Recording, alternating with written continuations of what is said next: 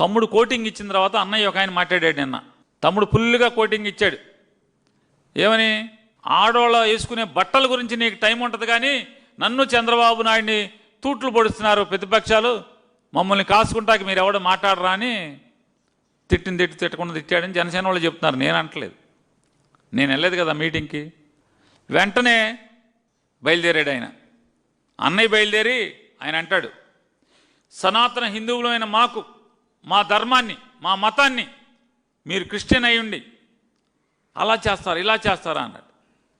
వారి నోటితో శుద్ధి పద్ది లేదు. వీళ్ళకి ఏంటంటే అసలు దేవుడు అంటే భయం లేనటువంటి జనం ఇవాళ మాట్లాడిన వాళ్ళు.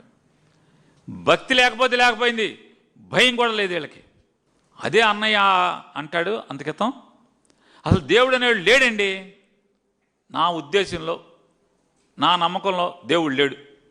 అందుకే నేను దేవుడిని కూడా ఏమన్నాం, తిట్టను, ప్రశ్నించను, ఏమన్నాం, విమర్శించను. ఎందుకని?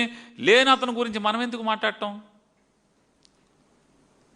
అని మాట్లాడినటువంటి ఆయన నిన్న తమ్ముడు కోటింగ్ ఇవ్వగానే బయటకు వచ్చి మనకు చంద్రబాబు నాయుడు వేసే బిచ్చం పదవులు కావాలి కానీ ఆయన్ని కాసుకోవద్దాం మనం అని చెప్పి అందరిని full left and right batting ఎమకొట్టుడు కొట్టాడని చెప్తున్నారు. అన్నయ్యని, మంత్రుల్ని, ఎమ్మెల్యేలని, ఎంపీలని.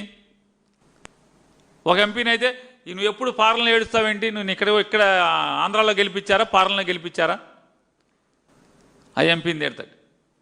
వీళ్ళందరూ తిట్టాక ఒక్కొక్కడు బయలుదేరిపోయారు.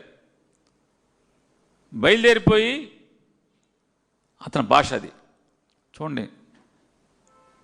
అంతకితమేమో దేవుడు లేడు, దేవుడు అంటే నాకు నమ్మకం లేదు,